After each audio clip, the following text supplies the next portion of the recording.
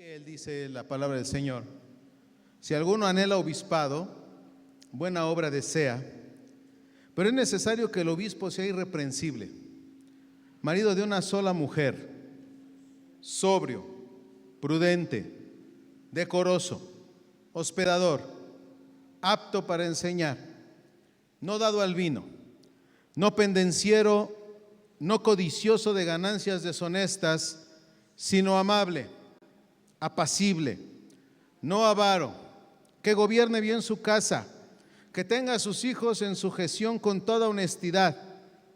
Pues el que no sabe gobernar su propia casa, ¿cómo cuidará de la iglesia de Dios? No un neófito, no sea que envaneciéndose caiga en la condenación del diablo.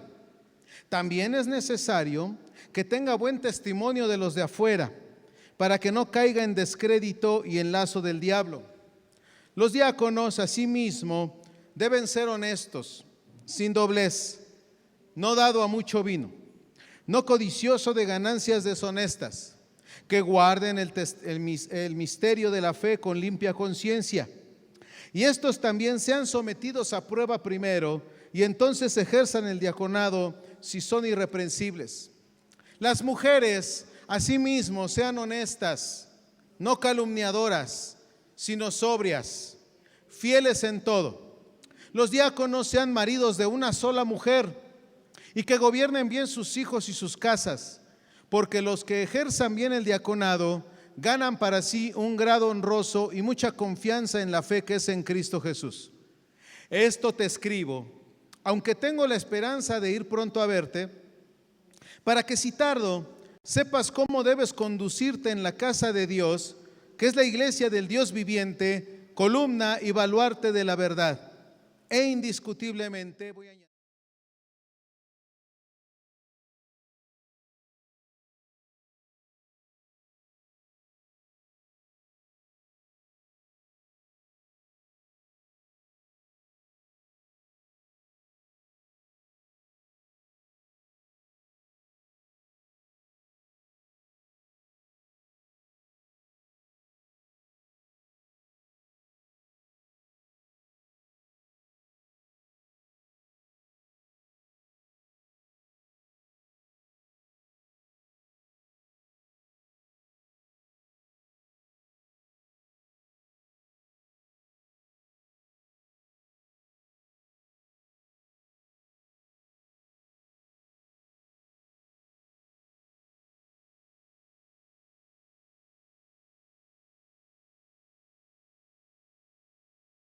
cada una de las situaciones que estamos viviendo.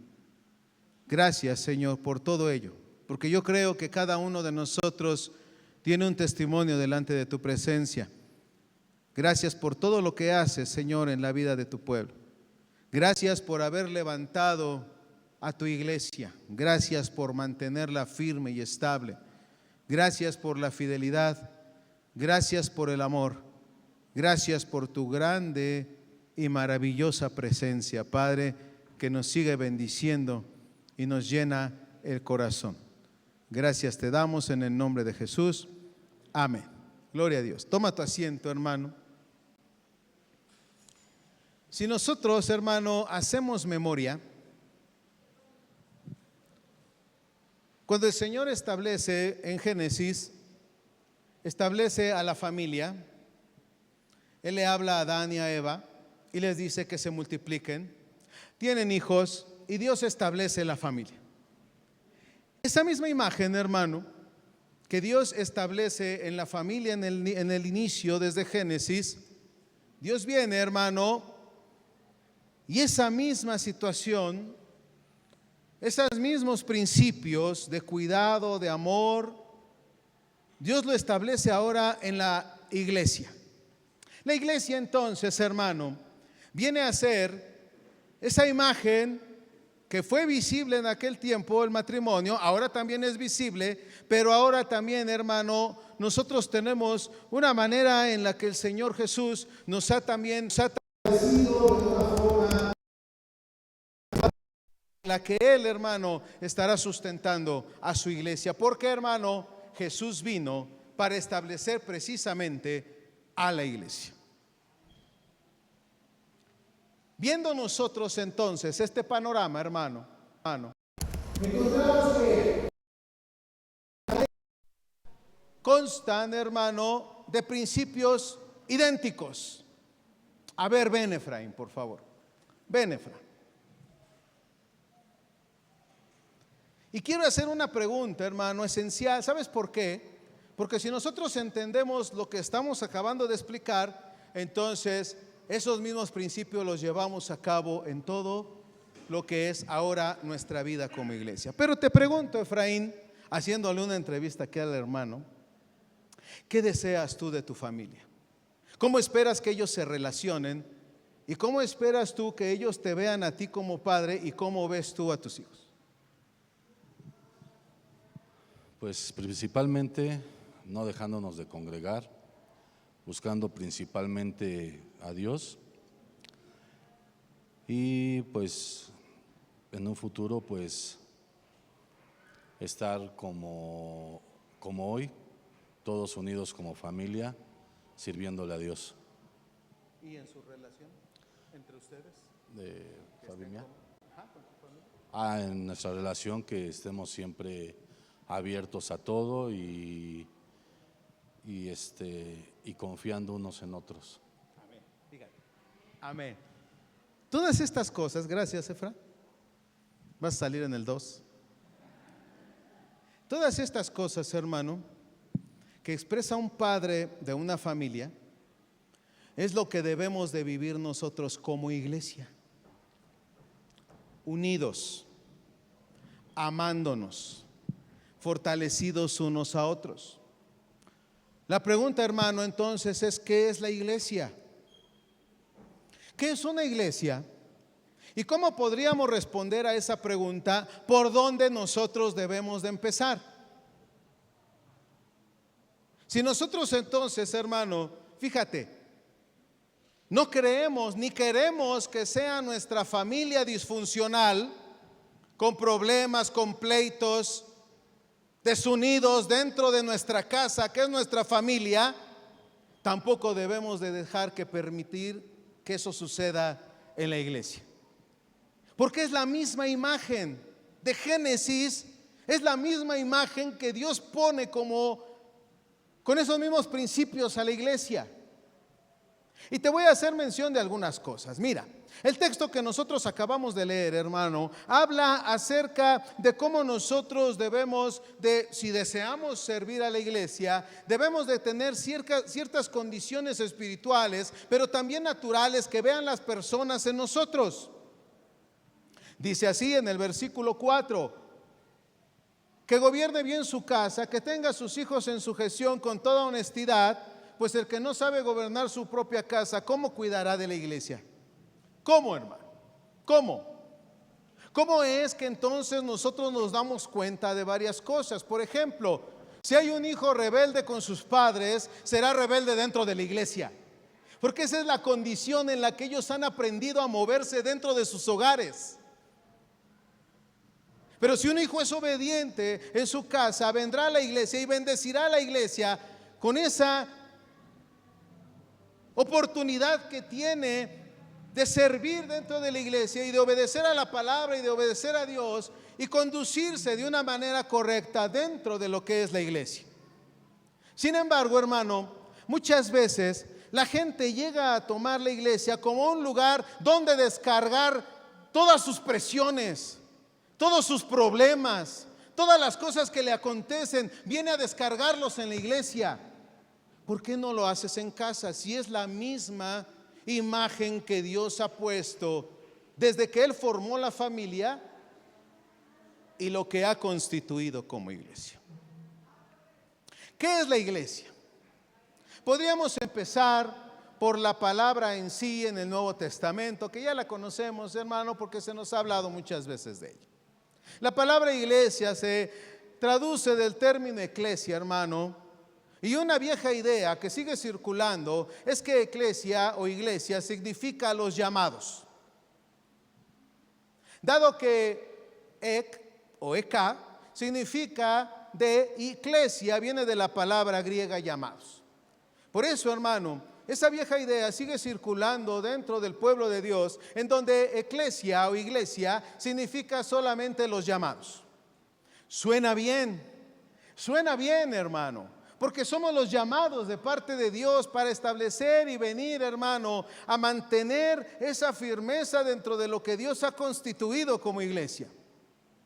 Pero la mayoría de las veces este enfoque no es una buena manera de determinar el significado de una palabra. Por ejemplo, vamos a suponer, hermano, que yo te dijera, ¿qué es un girasol? ¿Es un sol que gira, hermano? No. Entonces nosotros debemos de venir, hermano, a entender plenamente qué es lo que quiere decir el término iglesia. Tenemos que ver cómo se usa realmente una palabra para saber lo que significa. Y en el momento en que se escribió el Nuevo Testamento, la palabra eclesia no significaba los llamados. En cambio, tenía el significado básico de asamblea.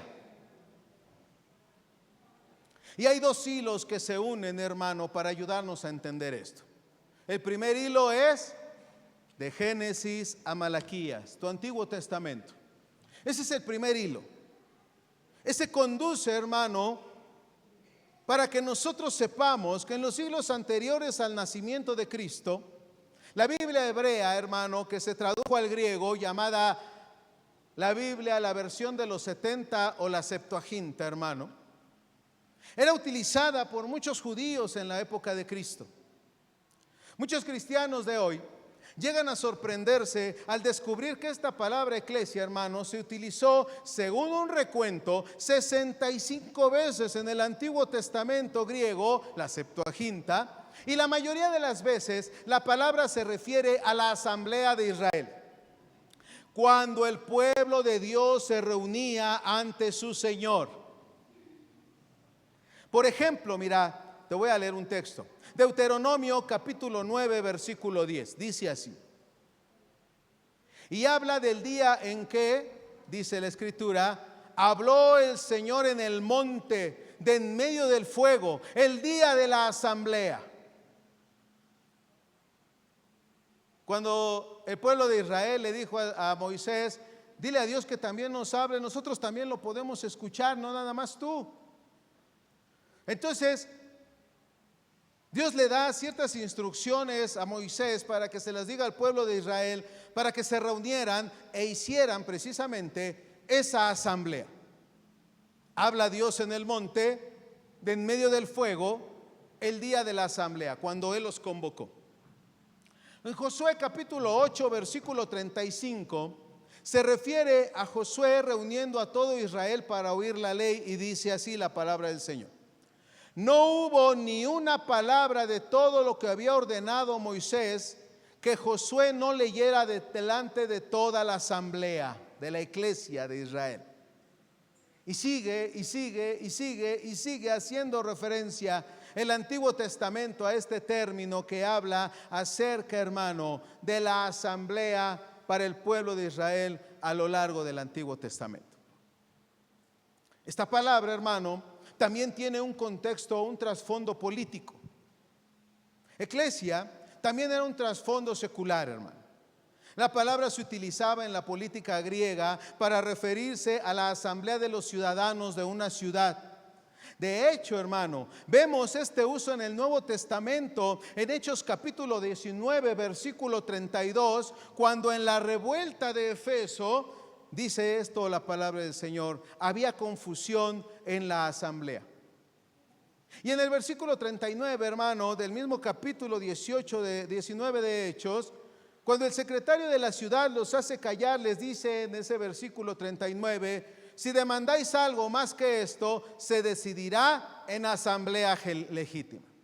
Quiere decir, hermano, que entonces la palabra y el término eclesia, hermano, también se refería a ciertas asambleas que se llevaban a cabo en el mundo secular para decidir ciertas circunstancias que estaban pasando en aquel tiempo. Ya en el versículo 41 de Hechos 19 hace otra referencia el Nuevo Testamento. Dice, y habiendo dicho esto, despidió a la asamblea. Adivina, hermano, ¿cuál es entonces la palabra que se utilizaba para asamblea? Eclesia. Es algo más de lo que nosotros podemos identificar como los llamados. Y es que a estas alturas, hermano, podemos ver cómo la palabra iglesia significaba básicamente una asamblea.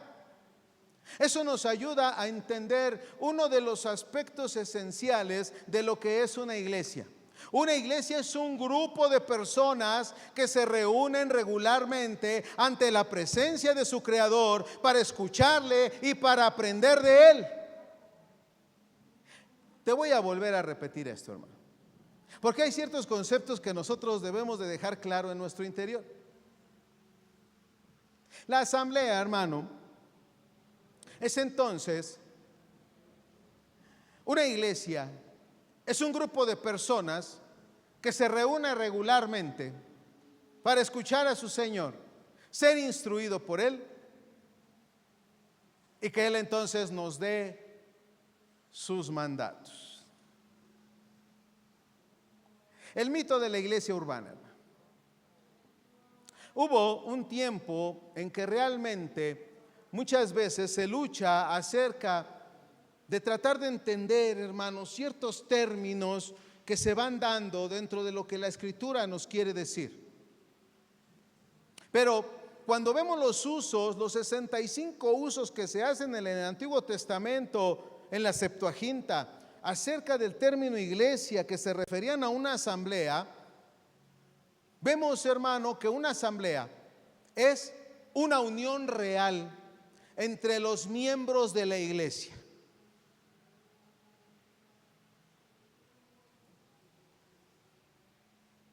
Es una reunión real.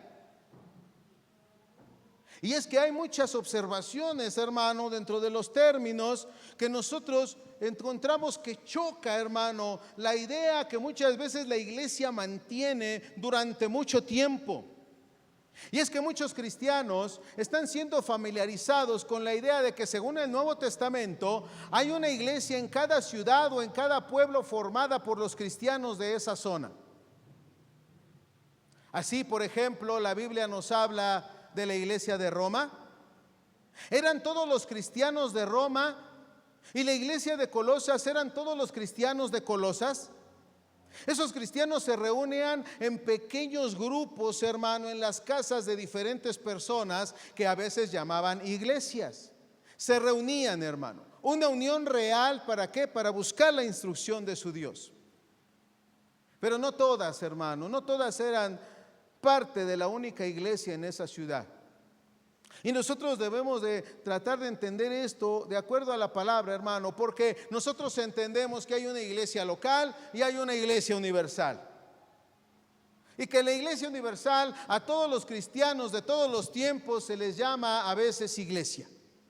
¿Cómo o cuando leemos que Cristo amó a la iglesia en Efesios 5:25, pero sabemos, hermano, que todo el pueblo de todos los tiempos se reunía un día por lo menos, en la presencia de su Dios?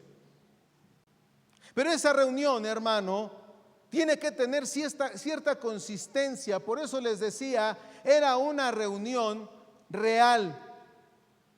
No era un simple domingo en el que yo invertía 2 horas de mi tiempo y venía y cumplía de una manera religiosa en el lugar en el que me congrego, y entonces ahí yo ya había cumplido de parte de Dios, sino que se vivía, hermano, una reunión real entre todos los miembros de la iglesia. No entramos y salimos simplemente buscando haber encontrado aquella satisfacción en nuestro propio interior para decir: ya cumplimos, Señor, ya fui a la iglesia. Dice la palabra del Señor en 1 Corintios 11:33. Así que, hermanos míos, cuando se reúnan para comer, fíjate, espérense unos a otros. ¿Esto qué habla? Atención con nuestro hermano. En 1 Corintios capítulo 11, versículo 18 dice: pues en primer lugar, oigo que cuando se reúnen como iglesia, hay divisiones entre vosotros, y en parte lo creo. ¿Dónde está la unión real? La unión de una asamblea, porque no solamente somos llamados, sino que somos, hermano, miembros que nos reunimos de una manera viva, real, hermano, entre nosotros, en donde buscamos, hermano, tener una familiaridad, porque así también lo establece la palabra del Señor, que la iglesia es columna y baluarte de la verdad, como leímos en el texto de inicio, pero que debemos de familiarizar unos a otros. Dios nos ve entonces como familia, con aquella imagen con la que Él creó un matrimonio y que nosotros llevamos a cabo nuestra vida, porque tenemos un matrimonio y tenemos hijos y queremos que sean amados todos dentro de la casa y que haya una unidad dentro del hogar. Esa misma imagen la lleva Dios a la iglesia, y debe de suceder lo mismo. Te voy a leer algo que estoy leyendo, hermano. Dice así, este libro de 9 marcas, hermano, quiero leértelo. Estamos leyendo un libro acerca de la iglesia sana, y dice así: en algunas ocasiones, muchas veces hago esta pregunta: si te llamas a ti mismo cristiano, pero no eres miembro de la iglesia a la que regularmente asistes, me preocupa que te puedas estar dirigiendo al infierno. Si te llamas a ti mismo cristiano, pero no eres miembro de la iglesia a la que regularmente asistes, me preocupa que te puedas estar dirigiendo al infierno, dice este libro. O sea, asistes a la iglesia, pero no eres miembro de la iglesia, porque los miembros nos edificamos unos a otros. Porque el mismo apóstol Pablo en 1 Corintios 12 y en Romanos 12 dice que Él es la cabeza y que todos los miembros constituimos el cuerpo de la iglesia. Asistimos, pero no somos miembros de la iglesia. Ahora, dice este escritor, hago una pregunta solo para llamar la atención. No la estoy haciendo por eso. Estoy tratando de asustarlos para que entren a la membresía de la iglesia. Tampoco, hermano. Estoy diciendo que al unirse a una iglesia hace a alguien cristiano. Definitivamente no, hermano.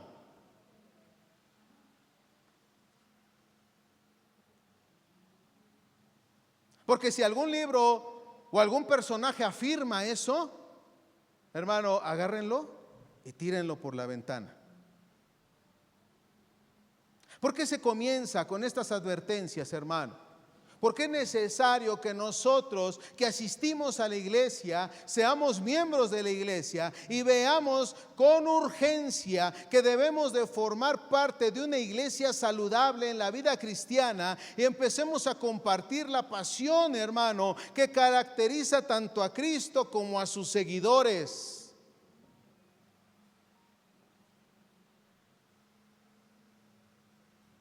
Y es que, hermano, nosotros debemos entonces de preguntarnos: ¿voy a ese lugar? ¿En verdad soy parte de ese lugar? ¿Por qué no me siento así? ¿Por qué siento que no encajo en ciertas áreas de la iglesia o con ciertas personas? Asistimos a la iglesia, pero debemos de buscar ser miembros de la iglesia. ¿Y sabes qué, hermano? Fíjate lo que te voy a decir, y que esto quede bien entendido entre todos. Dios te trajo, y voy a decirlo así, a remanente nuevo, para que seas familia de alguien enfermo.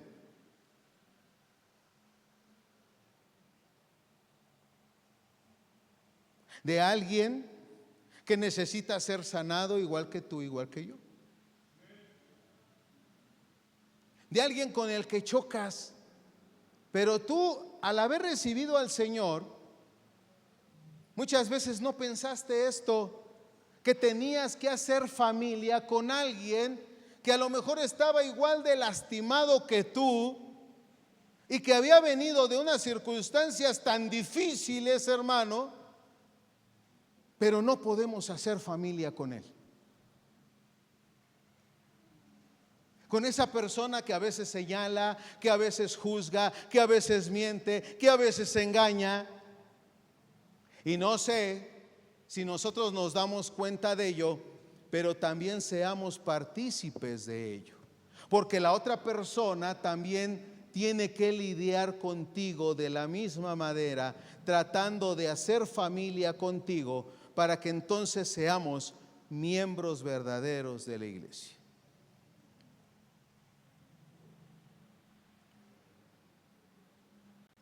Por eso dice el apóstol Pablo: ¿qué hay pues, hermanos, cuando os reunís? Cada cual aporte salmo, aporte enseñanza, aporte revelación, aporte lenguas, aporte interpretación, que todo se haga para edificación. Así que esta idea, hermano, de iglesia no es solamente una reunión. Una iglesia es una reunión de gente que se reúne regularmente con todos sus problemas, con todas nuestras afectaciones espirituales, morales y almáticas que vivimos, hermano, porque yo te mentiría si yo no tengo nada de eso. Todo el ser humano vive todas estas cosas, hermano. Pero aún así, nosotros debemos de seguir buscando ser esa parte de familia que Dios ha establecido en esta tierra, porque nosotros somos la imagen del Creador que nos ha salvado. Una iglesia nunca es menos que eso, hermano, pero una iglesia también, hermano, quiero decirte que va a resultar ser más que eso.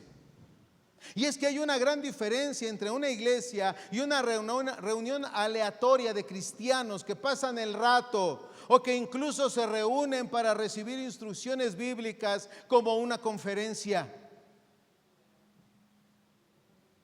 Esta última afirmación, hermano, a veces puede resultar controversial para aquellos que creen que cada vez que se reúnen un grupo de cristianos, se tiene algo que se puede llamar iglesia.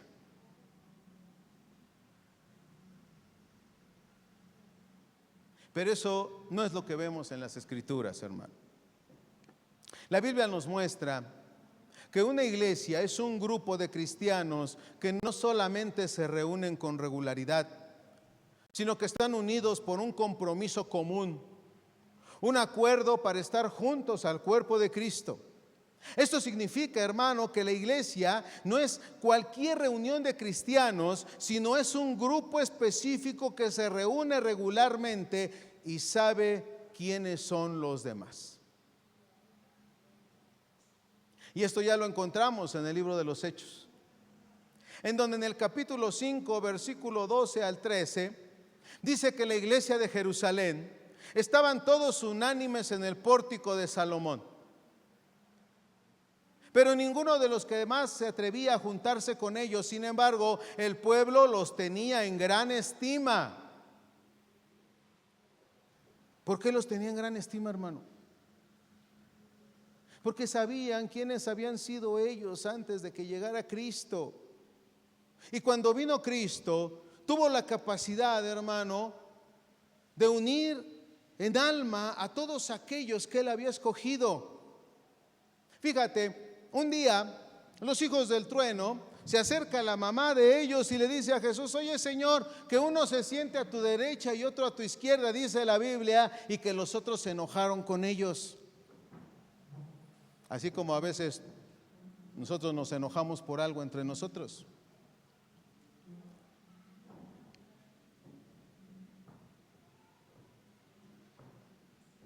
Pedro siempre tenía afirmaciones hasta que un momento el Señor Jesús le dijo: apártate de mí, Satanás, porque me eres estorbo.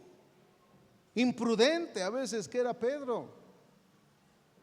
Y así, hermano, cada uno de ellos tenía una característica. No pienses que eran apóstoles y que entonces no tenían ningún problema entre ellos, sino que también el Señor Jesús trabajó con ellos, laboró con ellos, entendieron el propósito y después, hermano, estuvieron trabajando todos para la gloria de Dios. Estaban todos unánimes en el pórtico de Salomón, pero ninguno de los demás se atrevía a juntarse con ellos. Sin embargo, el pueblo siempre los tenía con gran estima. A lo mejor no te interesa, hermano, pero ¿sabes qué piensan los de allá afuera de Remanente Nuevo? Porque los de allá afuera deben de tener en gran estima al pueblo del Señor.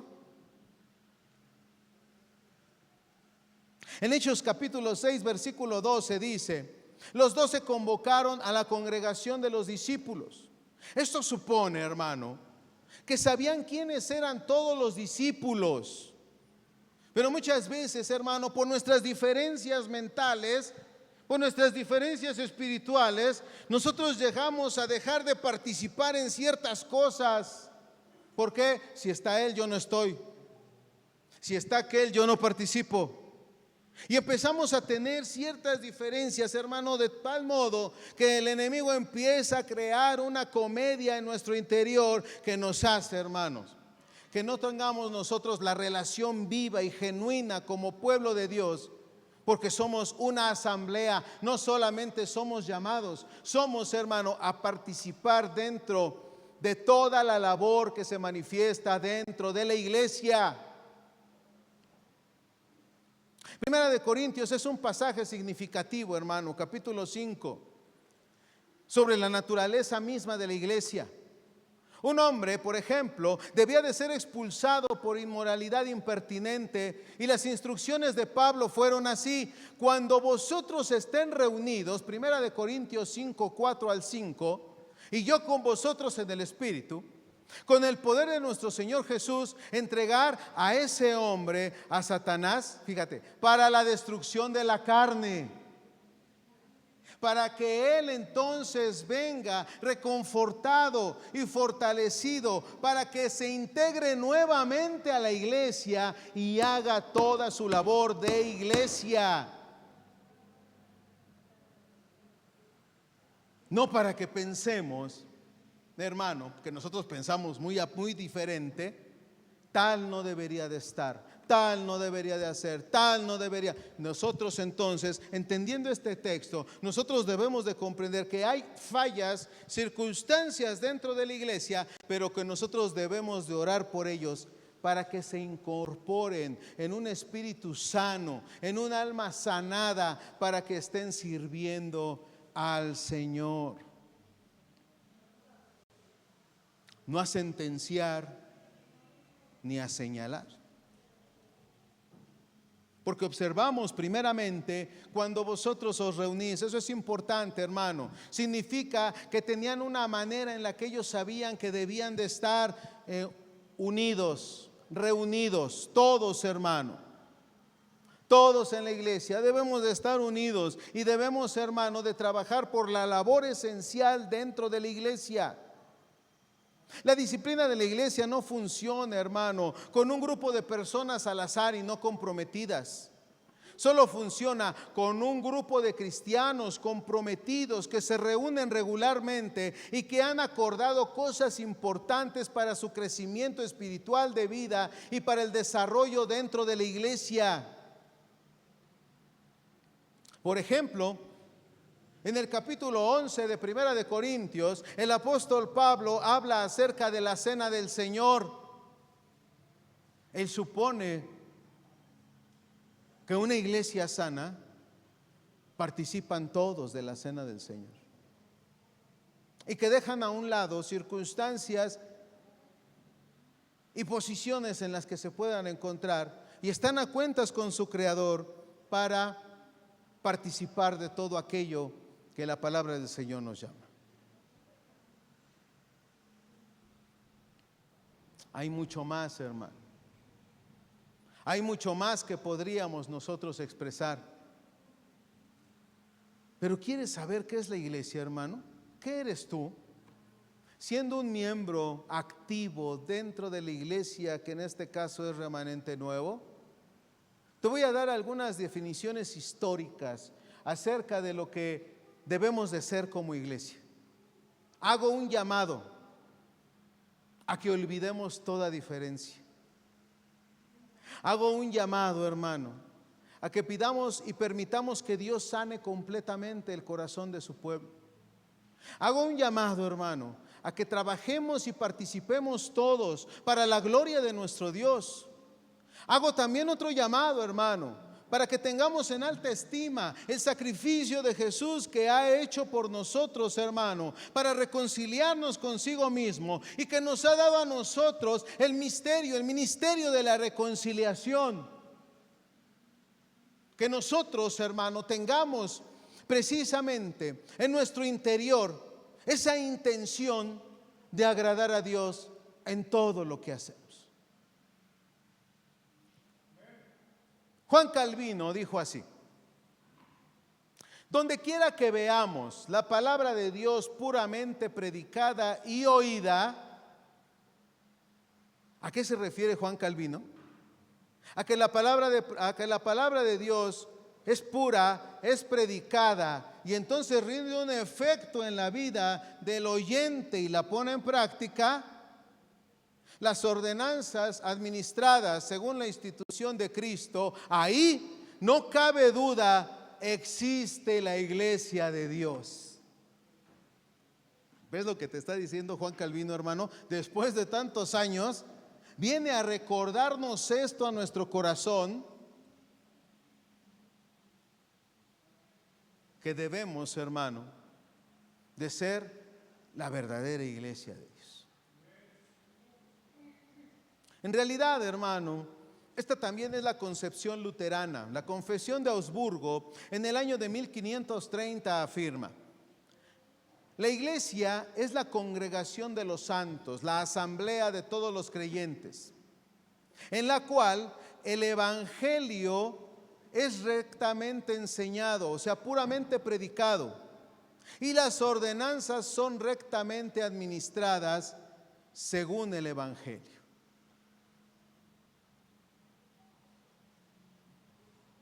El problema, hermano, no es la palabra que viniste a escuchar.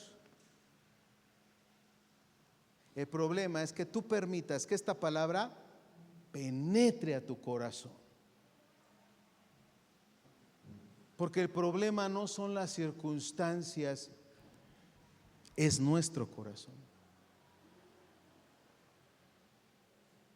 en el cual nosotros no hay cabida para que nosotros entonces pongamos en práctica lo que se nos está enseñando. Siempre hay algo que retiene. Por eso hacía ese tipo de llamados a la reconciliación, a la unidad, al amor, al agradecimiento por el sacrificio que Dios hizo por nosotros. No he acabado, hermano, porque la confesión belga declara: las señales por las que se conoce la verdadera iglesia son estas. A ver cuántas tenemos, hermano. Si en ella se predica la pura doctrina del evangelio, si mantiene la pura administración de las ordenanzas según fueron instituidas por Cristo, si se ejerce la disciplina dentro de la iglesia para estar hablando en contra del pecado. En resumen, si todas las cosas se administran según la pura palabra de Dios, se rechaza todo lo que es contrario a ella y se reconoce a Jesús Cristo como la única cabeza de la iglesia, de este modo se conoce con certeza la verdadera iglesia, de la que ningún hombre tiene derecho a separarse.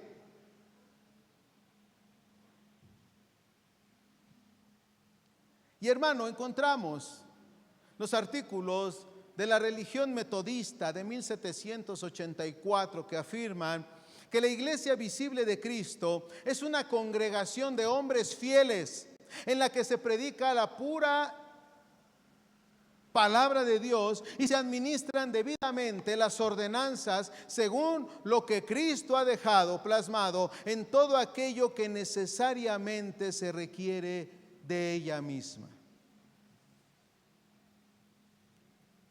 ¿Te hablé de algún pastor? ¿Te hablé de algún pastor? Bueno, hermano, rompamos esa imagen.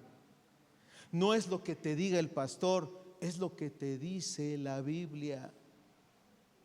Es lo que te dice el Señor.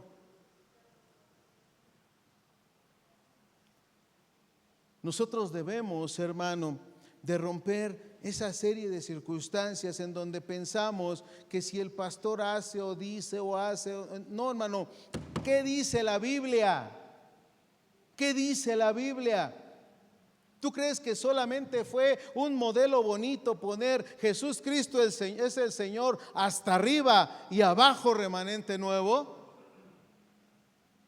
Es porque Jesús debe de ser el Señor de esta iglesia remanente nuevo, hermano. No de ningún pastor ni de ningún hombre de nadie, del Señor. Por eso es importante que tú escuches la palabra del Señor, para que en ti permee la palabra del Señor y actuemos y vivamos y pensemos y hablemos según lo que la palabra de Dios nos ha enseñado a nosotros. A todos, porque como les dije el viernes, hermano, nosotros también somos discípulos del Señor. Y una de las declaraciones o definiciones que me llamaron la atención, hermano, proviene de la Confesión de Fe Bautista Sueca de 1861. Dice: creemos que una verdadera iglesia cristiana es una unión de cristianos creyentes y bautizados que han pactado esforzarse por cumplir todo lo que Cristo ha ordenado, sostener el culto público bajo la guía del Espíritu Santo, elegir entre ella pastores o supervisores y diáconos, administrar el bautismo y la cena del Señor, practicar la disciplina cristiana de la iglesia, promover la piedad y el amor fraternal y contribuir a la difusión general del Evangelio. También que cada una de las tales iglesias, siendo un cuerpo independiente, libre en su relación con otras iglesias cristianas y que solamente reconoce a Cristo como su Señor y como cabeza de la iglesia.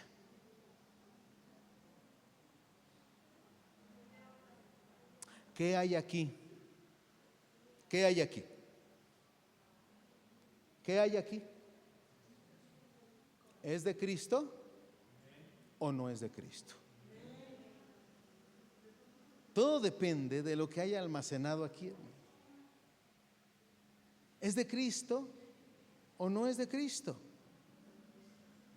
Si tú, siendo parte de la asamblea de Jesús, y entiendes, hermano, que lo que está aquí no es algo que ha sido sembrado esto, entonces, hermano, deséchalo. No te va a servir. ¿Sabes por qué, hermano? Un día a mí me dijeron: cuando tú viniste a Cristo, le diste la espalda a Satanás. Escúchame, hermano. Cuando tú viniste a Cristo, le diste la espalda a Satanás. ¿Te hiciste enemigo de él?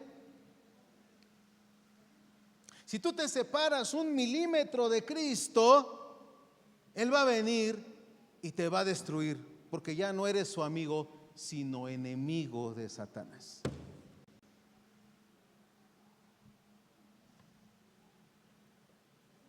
Por eso en nuestra casa, cuando nosotros nos desligamos un poco, no hay paz,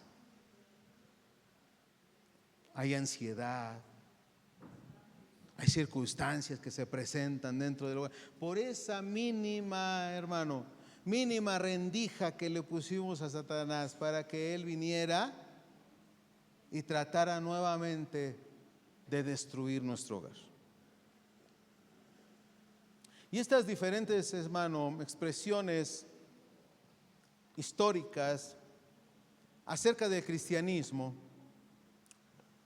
debemos nosotros, hermano, de ponerlas en práctica, pero en realidad lo que vivimos ahora como iglesia es muy diferente a lo que deberíamos nosotros de estar expresando. Por eso la iglesia, hermano, la asamblea, es esa reunión viva que nosotros tenemos como miembros de una familia en Cristo Jesús. ¿Por qué es importante lo que te acabo de leer, hermano? Porque nuestro fruto espiritual depende de formar parte de una iglesia. No basta decir soy parte de la iglesia en tal y tal lugar y nos reunimos cada semana para un grupo pequeño, por ejemplo, y pasar el rato con nuestra familia ahí hasta bien tarde. Es algo más allá, hermano. Necesitamos ser parte de la iglesia, pero de una iglesia real, una iglesia a la que tengamos que rendir cuentas, una iglesia que nos conozca, una iglesia, hermano, en la que nosotros debamos de ser exhortados si empezamos a vivir de una manera inadecuada, en donde, hermano, nosotros participamos, servimos, amamos y que seamos parte integral de una iglesia. Eso es lo que debemos de hacer. Tú no te has dado cuenta, hermano, pero te hemos estado sacando fotos, te lo confieso. Porque vamos a sacar un video importante para publicarlo, hermano.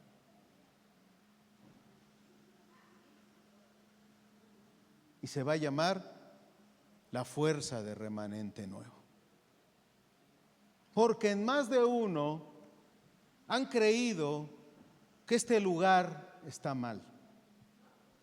Más de uno han creído que este lugar iba a perecer en cualquier momento.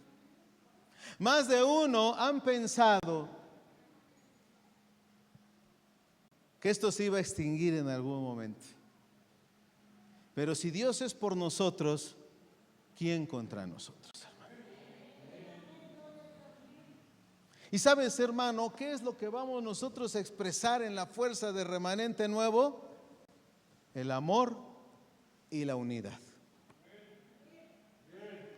Porque es lo que sostiene, hermano, la vida de Remanente Nuevo. Me encontré unas estadísticas, hermano, bien importantes. Muchos piensan, ay, es que ya van bien poquitos a la iglesia. Ay, hermano, de repente el miércoles me pongo a hacer las listas de las familias, ¿verdad? Les di. Creo que aquí las tengo, hermano, déjame checar. Pero aquí las debo de tener.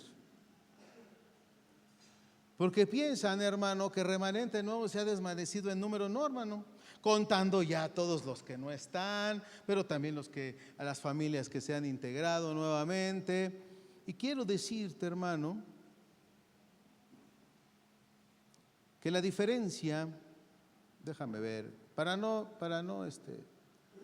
mentirte, hermano. Aquí está, mira.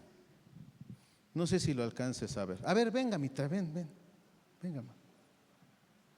Mira, diles a mis hermanos de qué año es esta lista de la familia. Del 2022. Ok, y ahí están, mira.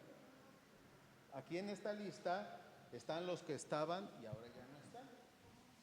Digo, hermano, esto es importante y te voy a decir por qué. ¿Por qué es importante? Porque en nuestra mente el diablo nos ha hecho pensar que ya no viene gente. Incluso eso hace que nos desanimemos y pensemos, no, pues es que ya casi nadie va. Pero ahí te va, 2022, todavía faltaba año y medio para que el Señor recogiera al apóstol. ¿Estamos de acuerdo, hermanos? Faltaba año y medio para que el apóstol lo recogiera el Señor. ¿Cuántos somos, hermano? 51 familias, 116 personas. Amén. Ahora, la que hicimos este jueves. Mira. 2025.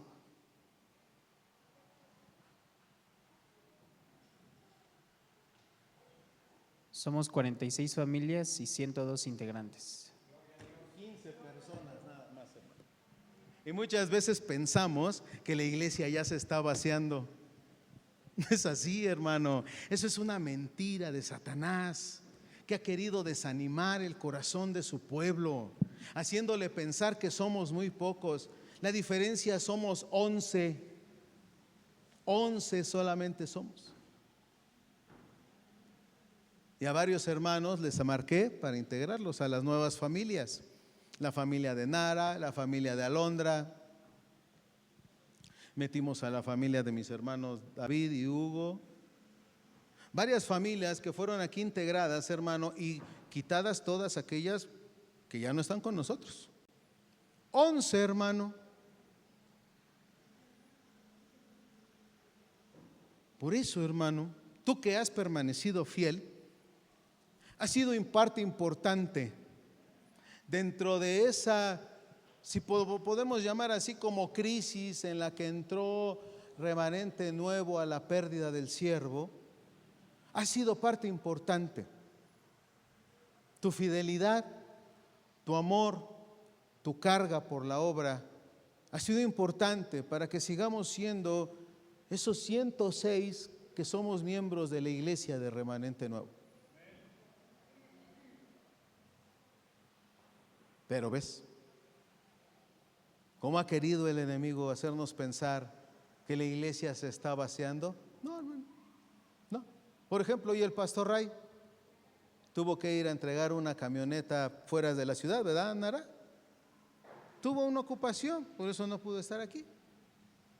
La familia Díaz Tiburcio está compartiendo la palabra del Señor, toda la familia en la iglesia de Huixquiluca. Hay unos que no conoces, hermano, pero que vienen el viernes. Y todavía nos falta hablar con la familia que trae Hugo y David, porque han venido fielmente los viernes, ¿verdad? La familia de Hugo y David. Preguntarles si quieren ser parte de la membresía de Remanente Nuevo. Hermano, la iglesia Remanente Nuevo se ha mantenido firme por la fidelidad de cada uno de nosotros. Y es que en esta etapa de la historia, hermano, quiero decirte que el plan A de Dios se construye en torno a la iglesia de Cristo, en este caso Remanente Nuevo. Se construye en torno a la iglesia, en este caso de Remanente Nuevo. Y el plan B, hermano, no hay plan B. Dios está enfocado en hacernos crecer, en hacernos desarrollarnos, en que nosotros tengamos ese fortalecimiento en la unidad. Eso es lo que está elaborando Dios. Y Él está enfocado, hermano, en que cada uno de nosotros estemos siendo parte de la iglesia de Jesús Cristo, que es columna y baluarte de la verdad. Así que, hermano, ya no perdamos tiempo. No tenemos toda la vida. Y a partir, hermano, del momento en el que tú decidas ser esa parte viva como miembro de la iglesia, entonces empezaremos a ver nuevas cosas. Somos una iglesia en restauración. ¿Sabes cuál es la iglesia, nuestra iglesia modelo en restauración? El nacimiento de la iglesia. Hechos capítulo 2. En donde nadie decía que era suyo lo que poseía. En donde compartían el pan. En donde estaban juntos en la oración. En donde venían y aprendían las enseñanzas de los apóstoles. En donde tenían en común todas las cosas. Así que iglesia cristiana en restauración, Remanente Nuevo, vamos al modelo de la Biblia, a estar todos unidos y a trabajar para la gloria de nuestro Dios. Ponte de pie, hermano.